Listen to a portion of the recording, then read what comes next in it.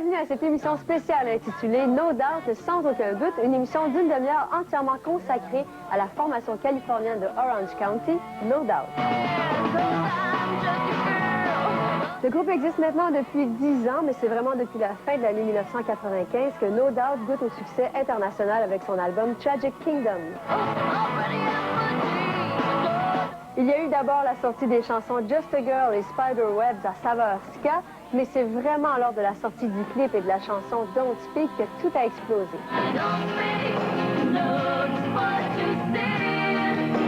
Pendant plusieurs semaines, la chanson Don't Speak est restée au sommet des palmarès et était la chanson la plus en demande à la radio et à Musique Plus.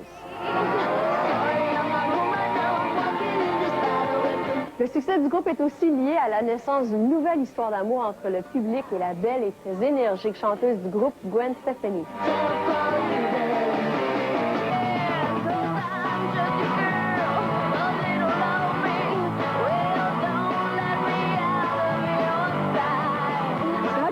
To the success of your latest album, must be overwhelming. Well, my head has gotten about this big, and I'm ready for someone to pop it. No, it's been really exciting for us. I mean, we've been together now for 9 years, and had a lot of success on the West Coast, just in a small, way. But now it's become kind of worldwide, and it's overwhelming, actually.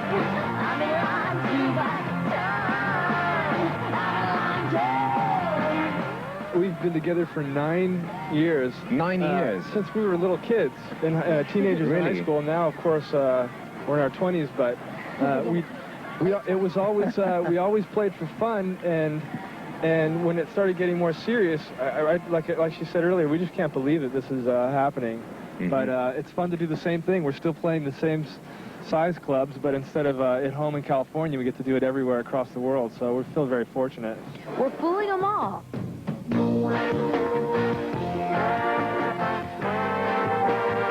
We just struggled in the last couple of years. I mean, after doing it for so long, and kind of struggled to put this record out. I don't. You get discouraged, probably. Yeah, I think we just didn't think this record would ever come out. And about maybe a year and a half ago, we were sitting in the garage thinking maybe we should get new jobs, go back to school, get a life. We're like 26 now, doing it 9 years, get a clue. But suddenly everything changed, and our childhood kind of got extended for a little bit longer. So it's kind of exciting. Really lucky. We don't take it for granted.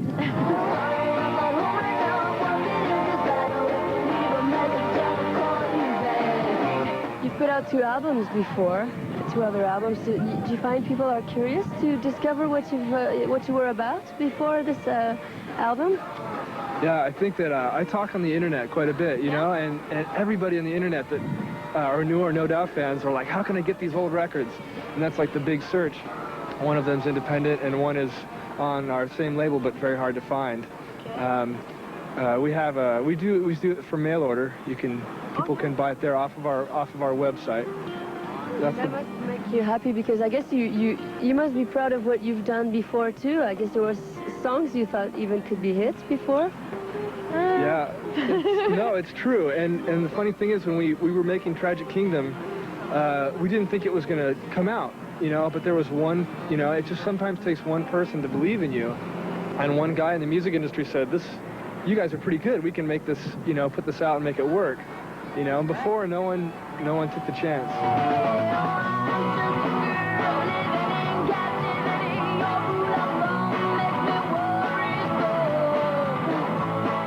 What gave you the confidence to be a front woman?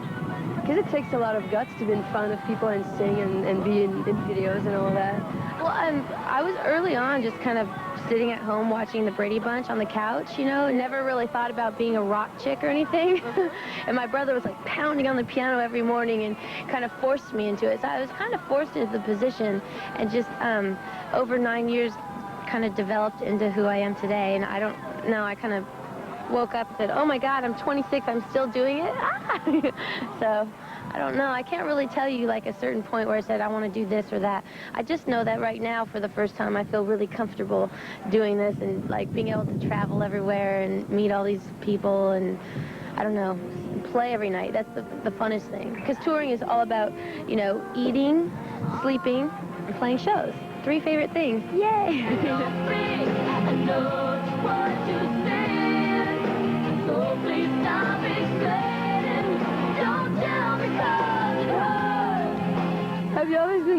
comfortable in being a girl? I'm thinking about your song, Just a Girl. I've always been like a really girly girl and really into like lipstick, and you know, if I saw a ballerina, I'd be like, pink, you know. So yeah, I've always been kind of a girly girl in that way. But it's funny because if I look back, I kind of grew up with all boys, you know, because this band's been going for so long now that it's kind of been half of my life. And I realized that I haven't really led a girly girl life in a lot of ways. I'm kind of in a male-dominated, you know, business. So it's kind of strange. I think I'm one thing, and then I look at my life, and then I realize that kind of I'm not. So I just keep surprising myself.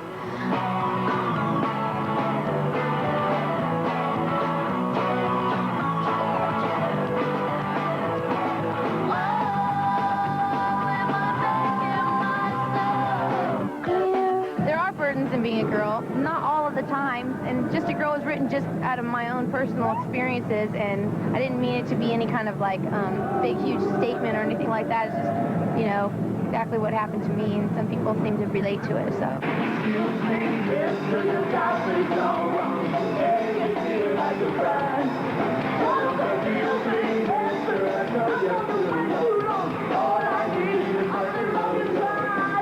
Is there a lot of girls at your shows, like maybe more than if you were just an all-guy band?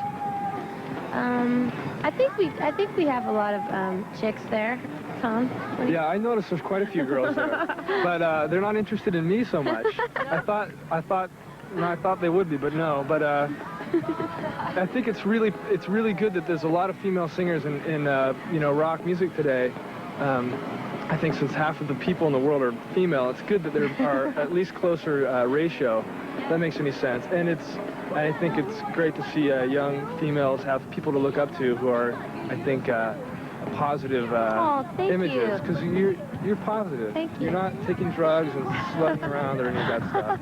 Thank you for turning on the lights. Fuck you, now you're a parasite. I didn't think I had it in you. And now you're looking like I used to. Oh, I like to say bad words on stage sometimes, but no, I think that I don't know. It's been really a learning experience to be able to be in a band for 9 years and start off as like a garage band and have absolutely no other females in my, you know, in Orange County or in my area. There was just nobody. If there was, it was like the background singer, and I'd be just like mesmerized by her, you know, and I just trying to pick up on everything she did. But nowadays, it's just become such, you know, more common thing, which is amazing. And it's, at first, it was almost kind of, I think, shocking for all of us because that was the one thing that made us stand out, you know, is we had a girl singer, so we stood out. But now, you know, there's so many that it's just kind of like, I don't have to be assumed to be the tag-along girlfriend in the band or you know, where's your wristband? Like, people wouldn't even think that I would be in the band because I'm a girl. A groupie. Exactly. Groupie. But it's changed a lot, and which is really good. Have you had a female model in the past? Like, who's the ultimate female singer to you? I have, it's funny because I've really been probably influenced more by male singers, like Angelo Moore from Fishbone was probably a big influence on me. But Julie Andrews from The Sound of Music is my very first, like, love. That movie changed my life. It changed your life? I don't know. I just kind of love that movie. That's my favorite thing in the world. Yeah, it is. And then the first person that I ever tried to copy, I think, was Pauline Black from The Selector. I think I really tried to copy how she sang. Yeah. But besides that, I don't know. Latest thing I'm into, probably Joni Mitchell. Her lyrics to me are just, she's God sent. oh my love, my darling. There's so many talented people that you can, you know, be influenced by, really. So I have loads.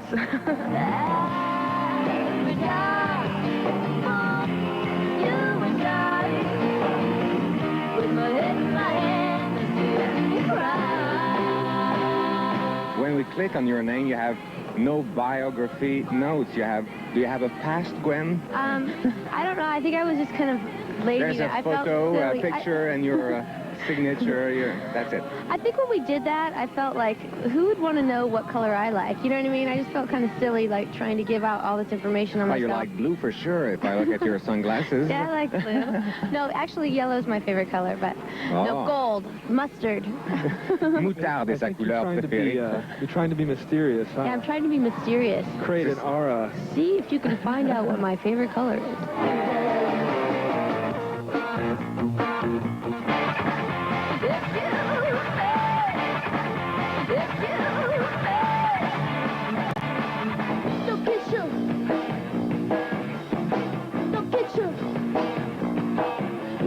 Truly on what's mine, and you're taking up my time.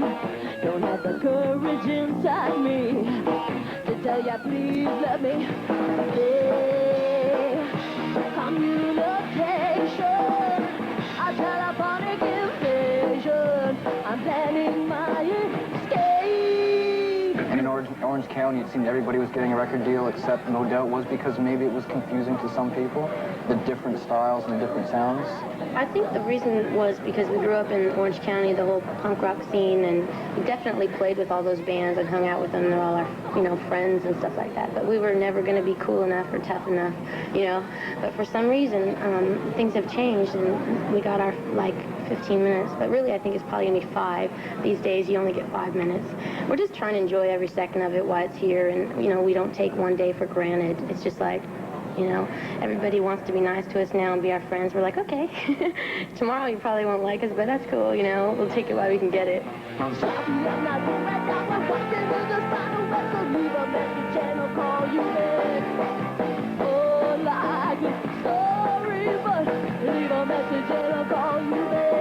There is a music scene in Orange County. I think a lot of great bands have come out of Orange County. A lot of great punk bands have also come out of Orange County. But to be a band from Orange County, you kind of have to go out and play places like Hollywood, Los Angeles, San Diego, Santa Barbara, just because there hasn't been a lot of great clubs that have survived the test of time. And so that's what we had to do for many years, go out and play all over Southern California. So even though we do originate from Anaheim, California, I think we consider ourselves a Southern California band. I'm like a beggar with no love. I'm holding thumbs up on your street corner, so like most you tell not to see me.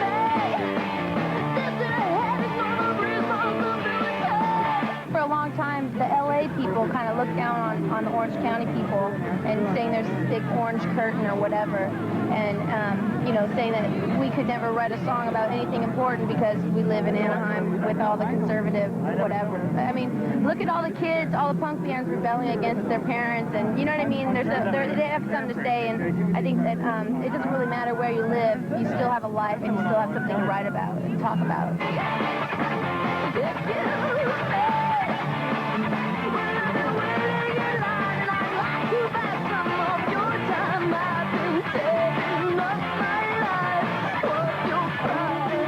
Is it a challenge to mix all kinds of styles and make it, make it sound coherent? I think it was always kind of a problem in the past. We didn't really know any better. I mean, we were never talented enough or experienced enough to do anything else but whatever came out. It was we didn't even know how to play our instruments barely. So we just kind of never had limits, and finally made a record where people kind of accepted it. So I don't know. For the first time, people don't have a problem with it, which is cool. We're going to continue to probably keep mixing it up. Tom, we learned that you love Kiss. Do you still love Kiss? I just always loved all hard rock, Really? When I was a kid, the sound of those guitars just made me nuts.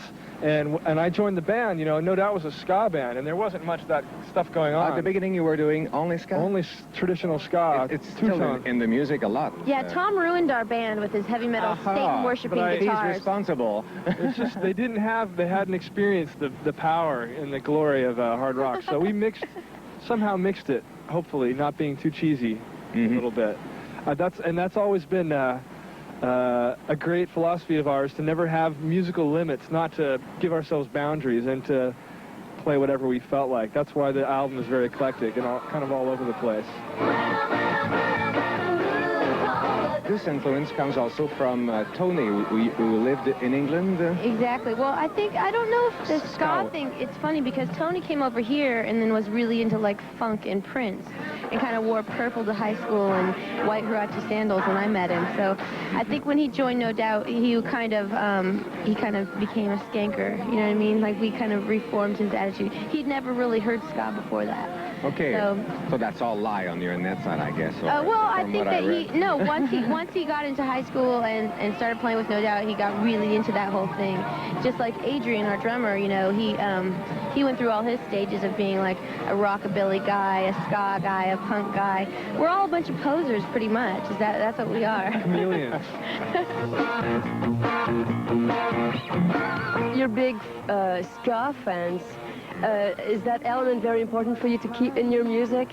Yeah, definitely. I think we started out being a complete ska band, you know, and we actually went to England for the first time about a month ago and got to actually see Madness play at Finsbury Park. They did the Mad Sock, so I was like crying the whole time, big puffy eyes, you know, it's so overwhelming. That's the band you really liked? I worshipped. Really?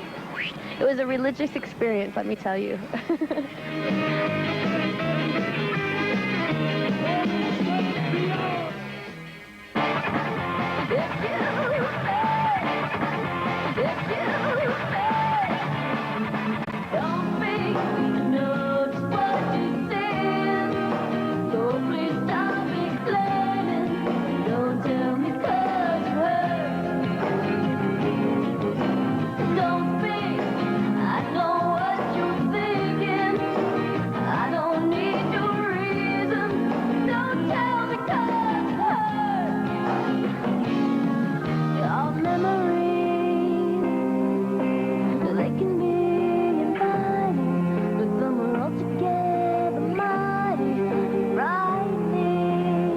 Making a video for Don't Speak? For Don't Speak, we're making a video at the end of this month, yeah. The most tragic breakup song you wrote?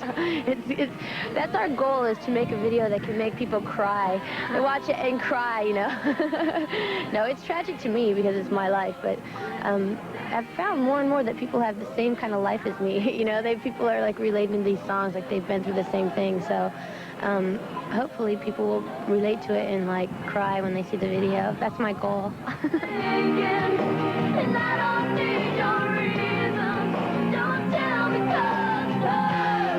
There's lots of disillusions, love disillusions on the album. Do you still believe in love, in relationships? Yeah, I like to believe in that stuff. I think that after you've been through traumatic situations, you get a little scared. That's really kind of cliche to say, I mean, but it's the truth, you know. But I don't know, I totally believe in love, and even like my past relationship we're still, you know, such good friends, and I think once you love someone, you're always gonna love them, you know what I mean, in a certain way, so. You're supposed to say now this, there's only single death, no looking back this time. I made it, are you happy now? Tell me how you're happy now. Are you happy?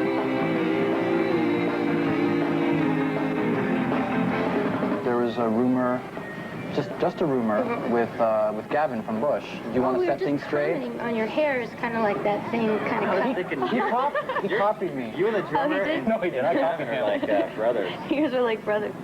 No, it's funny. I think one of the fun parts about being in the band is hooking up with other bands and getting to play with them and touring. Like right now we're with Goldfinger, we were out with 311, and you get to meet them and kind of live with them for like a long time. Bush tour was 3.5 months? Yeah, it was. It was supposed to be 3 weeks, and then oops, 3.5 months later we're like, well, maybe we should do our own tour, you know. But yeah, we're good friends, and you know, we hang out and talk and stuff, but definitely don't have time for any kind of boyfriend in this kind of life, you know. If you hung out with us for a week, you'd see that we're extremely busy, and we just, you know, do the same thing every day, which is wake up, eat, sound check, play a show, and then sometimes shower, and then the same thing over and over. So it's pretty much no time for extracurricular kissing or anything like that.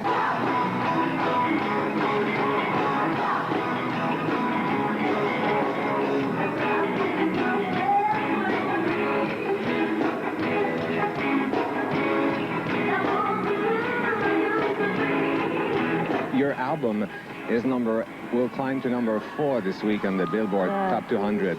We talk about that. I think it just doesn't even seem real. Like, it doesn't seem like we're talking about our loser band that we've You're been not in. dreaming. No, it just seems like, you know, we've been doing, you know, we've been on tour now for a year for this record, and we're just doing the same thing every day, playing shows every night, and I don't know. I don't know that many people that have bought the record. You cannot pinpoint the reason why it's become so popular. I don't know. It's kind of like snowball, you know? It's like one person thinks it's good, and the next person, and the next person. I don't know. We're suddenly like the cool kids on the block.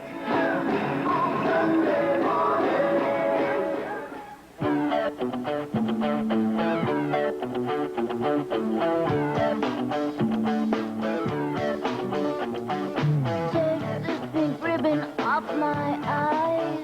I'm exposed, and it's no big surprise. Don't you think I know exactly where I stand? This world is forcing me to hold your hand. 'Cause I'm just a girl, but they don't know me. Well, don't let me out of your sight. Sorry, I'm not home right now. Walking inside, oh, if you leave a message, I'll call you back. Good likely story, but leave a message and I'll call you back. And it's all your fault. I scream my phone calls. No matter who calls, I gotta scream my phone calls. Every time you and I, with my head in my hands, just sit and cry. Don't speak, know just what you're saying. So please stop explaining. Don't tell me what you heard.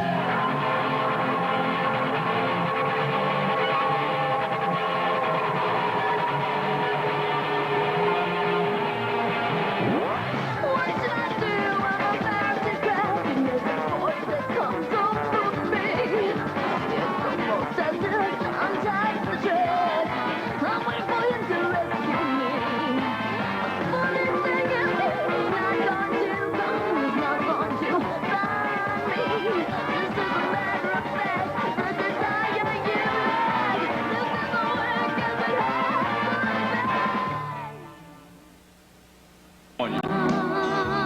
For favorite pop rock new artist, You love me, and so Jewel. will see. You were meant for me, and I was meant for you. Without love, Donna Lewis, give me some balance.